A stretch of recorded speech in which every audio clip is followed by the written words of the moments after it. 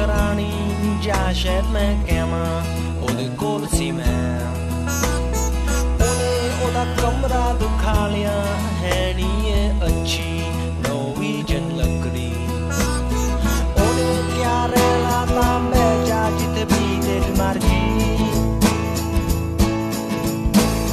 ਮੈਂ ਆਲੇ ਦੁਆਲੇ ਦੇਖਿਆ ਕੋਈ ਉੱਥੇ ਕੋਸੀ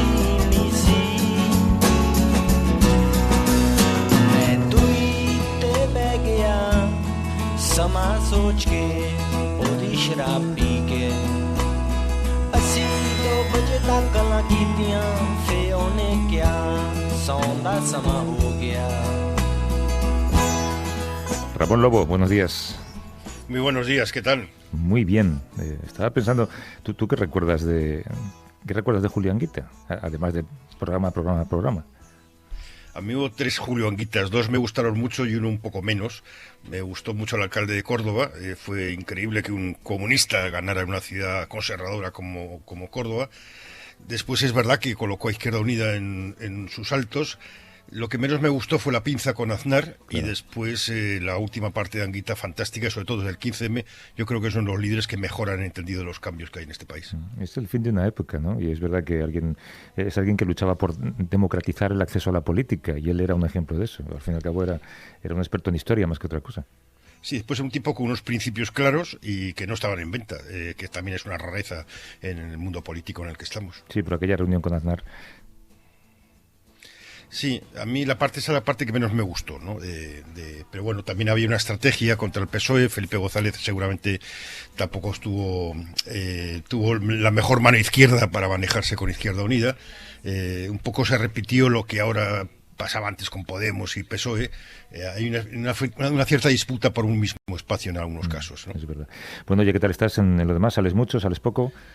Salgo poco, salgo, voy y compro pizzas en Emma y Julia, eso te iba a decir, estábamos hablando hace un momento por teléfono, me has dicho lo de las pizzas y me he quedado pensando, espero que sea como mucho una vez a la semana, ¿no? No creo que... Sí, una vez a la semana. Es una amiga que ha abierto su restaurante y sobre todo es para apoyarla, igual que la librería que voy siempre, Méndez, pues voy a encargar libros para, de alguna forma, que sepan que vamos a estar ahí con ellos en este momento que viene después de la pandemia o que va a coincidir con la pandemia, que es la crisis económica. Libros, Benito Pérez Galdós, ¿de verdad? ¿Enteros? Sí, me voy a leer los episodios nacionales enteros y es el trabajo que voy a tener durante este año, que vamos a viajar poco, seguramente tenemos que hacer mucho turismo interior, ¿no?, dentro de España, y bueno, yo voy a empezar por hacer turismo dentro de Madrid. En fin, la tragedia de la vida, te va a tocar leer dentro de poco, ¿eh? ¿Empezamos con lo nuestro? Vamos. I can do what I want, I'm in complete control, that's what I tell myself. I got a mind of my own, I'll be alright alone, don't need anybody else. I gave myself a good talking to, know my being a fool for you. With that look I know so well, I fall completely under your spell. Damn your eyes, for taking my breath away, for making me wanna stay. Damn your eyes, for getting my hopes up high, for making me fall in love again. Damn your eyes, it's always the same. Hace un par de días la Unión Europea logró un acuerdo político para un fondo europeo dotado con 100.000 millones de euros que va a conceder préstamos a los países más afectados por el coronavirus. Entre ellos esperamos que sea también España, ¿no? Sí, es España, pero vamos, es una parte muy pequeña del dinero que se está manejando. Va a estar destinado sobre todo a costear los ERTES y otras medidas destinadas para evitar los despidos, ¿no? Luego habrá que luchar a ver cómo se financia todo el resto, porque si va a ser vía rescate o con o sin hombres de negro, o va a haber algún tipo de compromiso colectivo para, no sé, sindicar esa deuda. Holanda y Alemania no quieren. Lo que está en juego en realidad es el futuro de la Unión Europea. Esto no es la crisis del 2008. Lo que está en juego es el mismo sistema. Sí, algunos países quieren seguir siendo socios de otros países con los que no comparten algunos ideales de solidaridad también, ¿no? Y mientras Europa anda enfrascada en esas ayudas económicas para paliar la pandemia, el coronavirus se transforma en una especie de factor multiplicador del deterioro de las libertades en algunos países miembros. Esto sí que es una Europa a dos velocidades democráticas, ¿eh? Sí, claro, mientras que todos estamos mirando el dinero, ¿dónde está mi dinero? Y nosotros que no damos el dinero porque nosotros somos muy duros con el déficit. Allí en el este, Hungría aprobó unas leyes en el Parlamento que le daba plenos poderes a Víctor Orbán, que ya los tenía, es una democracia vaciada, y también Polonia va a toda velocidad en el mismo nivel. El primer ministro húngaro, Víctor Orbán, que anunció también el viernes que tiene previsto renunciar a los poderes especiales que él mismo se autoconcedió para luchar contra el COVID-19, y la Unión Europea, desde luego, no se fía de él. Hay luces de emergencia democrática que están encendidas por ahí. Saludamos a Andrés Molés, que es profesor de Filosofía Política en la Central European University en Budapest. Nos atiende desde allí. ¿Cómo estás, Andrés? Buenos días. ¿Qué tal? Buenos días, gracias por la invitación. Sí, Orbán, que se ha comprometido a devolver él la llama sus competencias especiales al Parlamento. ¿Es de fiar su palabra? Bueno, esperemos que sí. Realmente el problema no es si devuelve los poderes o no, sino el tipo de poderes que se dio. A comparación con otros lugares de Europa, los poderes que tenía eran básicamente ilimitados. No tenía límite de tiempo, no tenía que ser refrendada para el Parlamento, y la única persona que puede renunciar a los poderes es él. Él hace y deshace a su antojo. Ha cambiado, por ejemplo, la ley electoral en 2 ocasiones y casualmente eso ha desembocado en una mayoría en las 2 últimas elecciones, ¿no? Sí, bueno, la democracia en Hungría se viene deteriorando desde el 2010 y lo que vemos es que con las 2 últimas elecciones hay un paso cada vez más grande hacia circunscripciones uninominales, y también ha habido muchísimo lo que dicen los ingleses gerrymandering, es decir, vuelven a designar los distritos electorales de forma que obtienen muchos más votos y más mayorías en el Parlamento. Eso es una maniobra muy americana también, ¿no? Lo de cambiar las circunscripciones para que el número de delegados en cada una de ellas represente más a la persona que quieren que gane al final, ¿no? Ramón. Sí, Hungría, sin duda este pequeño cambio de Orbán es porque ha habido una advertencia de la Unión Europea con los fondos, pero la situación anterior a los poderes especiales ya no era nada buena, ¿no? No, como digo, desde el 2010 vemos el deterioro en la democracia, y de hecho en el último reporte de Freedom House, Hungría es el único país en la Unión Europea que ya no es considerado una democracia. Lo consideran un régimen en transición o un régimen híbrido, y esto no es una cosa de 2 meses. Claro, están desmanteladas muchas libertades. Hay también censura jurídica, ¿no, Andrés? Sí, bueno, el gobierno de Orbán lo que hizo fue retirar a los jueces. Ha cambiado muchísimo la forma en la que todo el sistema judicial funciona. El fiscal es un ex miembro de su partido que básicamente no ha perseguido ningún caso de corrupción de los que se le han puesto. Y cuando cambiaron la Constitución en el 2010-2011, lo que han hecho es 4 enmiendas y cada vez que la Suprema Corte juzga que alguna ley es inconstitucional, lo que hacen es cambiar la Constitución para acomodar las leyes que quieren pasar. Qué fácil. Después también es un país donde el gobierno ejerce un racismo casi militante, ¿no?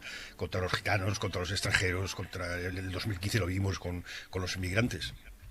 Sí, la campaña contra los inmigrantes desde el 2015 ha sido un eje fundamental en la política desde entonces. Le sirvió para ganar las últimas elecciones el año pasado y han orquestado una campaña satanizando a Soros, que es un húngaro que emigró a Inglaterra desde los 50, y básicamente es con lo que se han mantenido. Háblanos de 2 termómetros claros del comportamiento democrático de un gobierno. Primero, la libertad de prensa. Andrés, ¿está garantizada? No, bueno, hay algunos focos de prensa independiente, sobre todo en Internet, pero el 90% de la prensa es controlada por el partido o por gente muy cercana a él. Hay 2 o 3 oligarcas que tienen básicamente todos los periódicos regionales, y la televisión pública también es una maquinaria de propaganda del gobierno, y así es. Hay realmente pocos resquicios de libertad de expresión, y son en Internet o en Budapest. Fuera de Budapest, básicamente se puede leer lo que Orbán quiere. Claro. Y el otro indicador es la política migratoria. En este caso será política antiinmigratoria, ¿no? Sí, bueno, es la retórica, sobre todo. Es una retórica antiinmigratoria de que los inmigrantes son los que van a acabar con Hungría, que van a acabar con la forma de vida húngara. Se han básicamente se han posicionado en esta forma de la derecha radical europea contra el Islam, contra cualquier tipo de integración, y desgraciadamente eso gana muchos votos en Hungría. ¿La situación sanitaria cuál es ahora, Andrés? La situación sanitaria es bastante mala. Durante los últimos años, tanto la educación como la sanidad han recibido muy poco dinero. Muchísimos médicos y gente y enfermeros se han ido para otros países, y por eso se ve en Hungría, a pesar de tener un índice bastante bajo de infecciones, comparado con el índice de mortalidad es bastante alto. Ramón. Nosotros compartimos también una dictadura. Los países que han sufrido dictaduras, y hay varios por ejemplo, Polonia también, tienen graves dificultades estructurales para pasar a una democracia, ¿no? Sí, lo que no se había visto, yo creo, es un sistema que en poco tiempo avanzó tanto. Hungría, para cuando entró a la Unión Europea y antes de 2010, era una democracia consolidada. Y de hecho, junto con la República Checa y Eslovaquia, eran los lugares donde había más fuerza democrática, y también es el lugar en Europa donde se ha visto el mayor desinfle de democracia. En 10 años es increíble lo que ha pasado. Andrés Moles, que es profesor de Filosofía Política en la Central European University en Budapest. Gracias, Andrés. Un abrazo. Gracias por la invitación. Hasta luego. Gracias. You remember me when the west wind moves along the field of barley, and you forget the sun in its jealous sky, and we walk in fields of gold. And so she took her love, or to gaze a while along the fields of barley, and in his arms she fell as her hair came down among the fields of gold. Pero hemos hablado solo de Hungría, estaba pensando Ramón, pero centrarnos en Europa del Este y hablar solo de un país, bueno, pues es recortar un poco el punto de mira. Ya iremos ocupándonos de otros lugares. Esto es como lo que decía Henry Kissinger, ¿no? Que cuando tenía que hablar con Europa no sabía a quién llamar, y en el caso de Europa del Este pasa un poco lo mismo. Hay que fijarse uno por uno, pues la casuística de cada uno de ellos es diferente, pero sí que revela cómo la Unión Europea igual tiene que habilitar mecanismos de comprobación democrática, ¿no? con sus miembros. Sí, ahí nos metieron un gol los americanos cuando apoyaron la entrada de todos, de 10 me parece que eran. Había algunos muy preparados, como ha dicho el profesor Molés, por ejemplo Checoslovaquia o República Checa es un país muy avanzado culturalmente, pero hay otros que estaban menos preparados. Eslovenia, por ejemplo, estaba muy preparada y es la que mejor lo está haciendo. Que vamos a hablar un poco, y no lo hacemos a menudo, luego pues, quien dice que nos ocupamos demasiado de ello, vamos a hablar un poco de Trump, ¿no? Ha habido un espectáculo, bueno, sí es que hay un espectáculo diario, o varios al día, y además algunos por redes sociales, otros en persona, porque la imagen del presidente abroncando a una periodista con rasgos orientales, además pronunciando de la manera en la que pronuncia la palabra China, pero en medio de una rueda de prensa, son imágenes que dan la vuelta al mundo y que dicen mucho sobre su carácter, ¿no? Sí, además en un momento de elecciones fueron dos mujeres, primero una con rasgos orientales, que posiblemente era americana, le dijo que pregunte usted a China, y después una segunda periodista que iba a preguntar, que la había señalado Trump, dijo, no, a usted no, dijo, no, si usted me ha señalado a mí, entonces doy media vuelta y se fue, con lo cual en menos de un minuto... Mujeres, hizo, las dos, por cierto. Sí, dos feos a dos mujeres, lo cual un poco explica su tipo, ¿no? Y ahora tiene un lío tremendo porque ha despedido a Steve Linick, que es el inspector general del Estado del Departamento de Estado, que es son los mecanismos internos que tiene la democracia americana para controlar al poder. Bueno, como estaba controlando a Pompeo, pues han decidido echarle. Y hay datos que indican que con el confinamiento actual Estados Unidos tendrá unos 140.000 muertos en 6 semanas. No va a ser un buen otoño para Trump. Bueno, si es que no tiene mecanismos legales para suspender las elecciones, que son en noviembre, pero como comience el run desde Fox News, vete tú a saber si no convence al Congreso para ponerlo en marcha, ¿no? Que ya ha empezado, sí, porque Jared Kushner, que es el yernísimo, sí, ya dijo que, bueno, no se podía pronunciar, pues sí, hay una ley federal de 1845 que establece la fecha, que es el primer martes después del primer lunes de noviembre, que eso se podría modificar con un acuerdo parlamentario, que tiene que estar los demócratas dentro, si no.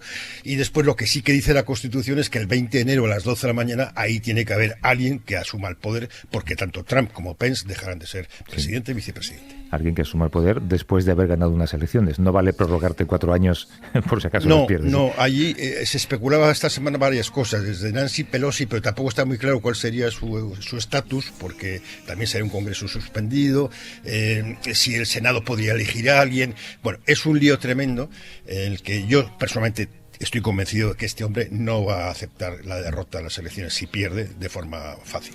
Es verdad, ¿no? Esa es la clave, no si va a ganar o no, sino si va a aceptar o no la derrota en caso de que llegue. Marta del Barro, que es corresponsal de la SER en Washington. ¿Cómo estás, Marta? Buenas noches. Hola, ¿qué tal? ¿Cómo estáis, Javier Ramón? Haznos una actualización de las últimas cifras de muertos, de contagios, de previsiones, porque se dice que Nueva York está a la baja y Nueva York es la que marcaba un poco hacia dónde iban los números, pero eso no significa que todos vayan a la baja, ¿no? Bueno, es que esta semana que termina, por fin hemos visto un descenso generalizado en contagios y en muertes. Los casos han disminuido en 19 estados, han aumentado en 3 y siguen prácticamente igual en el resto. En cifras hablamos de unos 20.000 contagios diarios y una media de 1.500 muertes todos los días. Es decir, las cifras se reducen, pero siguen siendo una barbaridad. Lo que temen los expertos es que haya un repunte rápido, porque la mayoría de los estados, ya más de 2/3, han empezado a reabrir los negocios no esenciales. De hecho, los estados que ya se está viendo este repunte son los que primero empezaron esa apertura, como Arizona, Alabama y Minnesota. La administración Trump cuenta con esto, tanto es así que la última estimación del gobierno, la hizo el viernes el Centro para el Control y Prevención de Enfermedades, da 100.000 muertes para el 1 de junio, y si la tendencia es la que tenemos ahora, pues se va a cumplir antes, porque ya estamos casi en 90.000 muertos. Otras proyecciones, como la de la Universidad de Washington, dan 147.000 fallecidos a principios de agosto. Y lo que está claro es que ninguno de estos datos va a hacer que el presidente dé marcha atrás en su intención de impulsar como sea la economía, de mejorar los datos de desempleo. Llevamos 36 millones de personas que han solicitado el paro en 2 meses.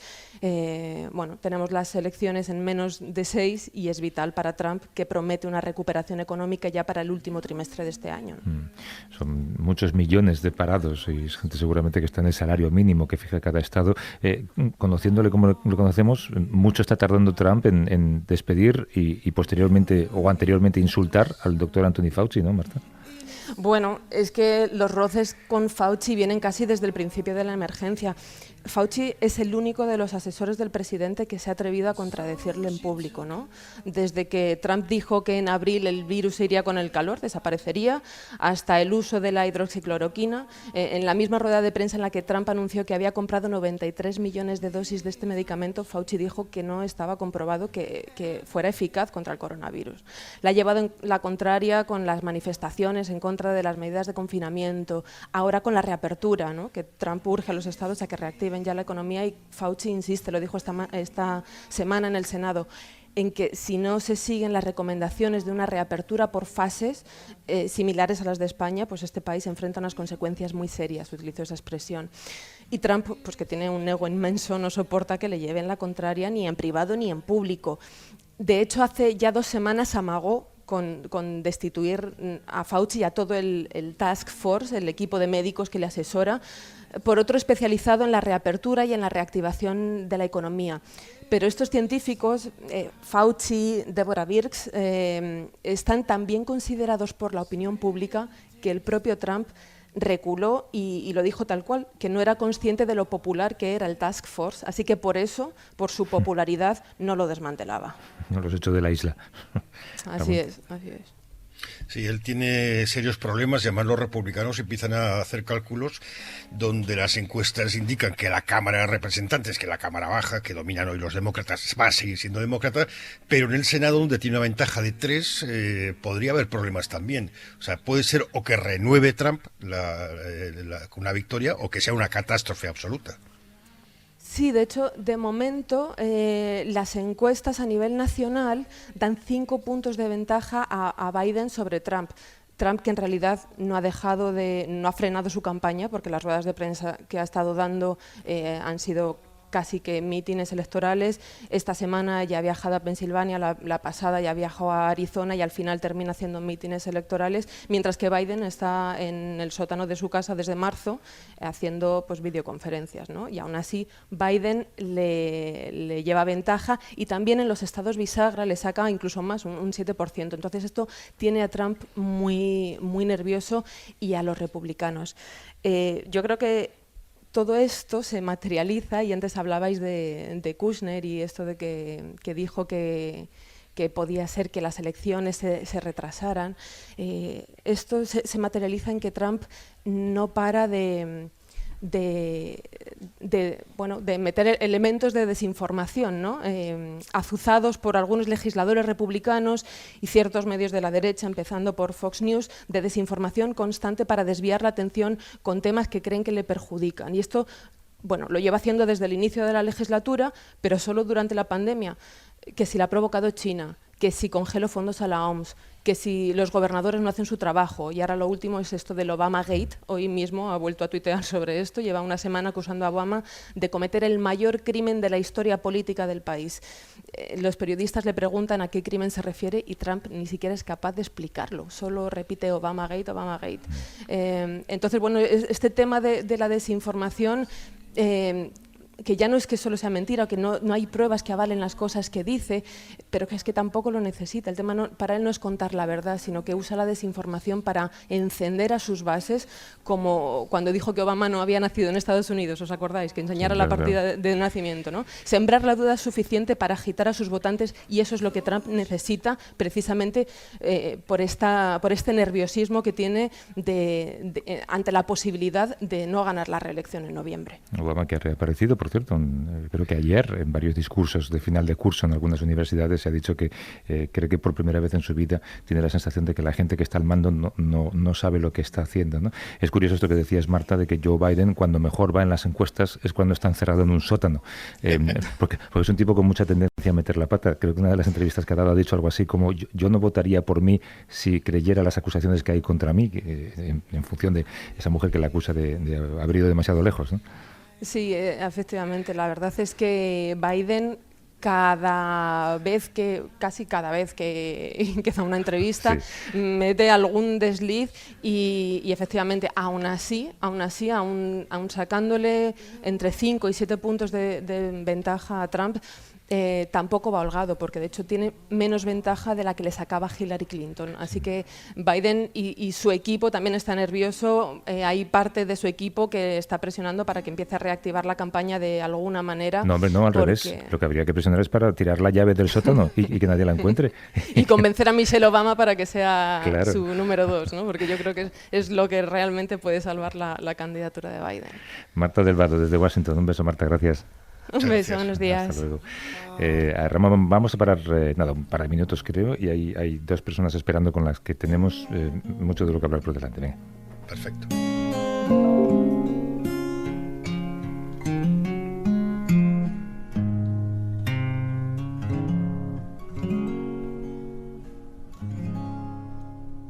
A vivir, que son 2 días. Javier del Pino.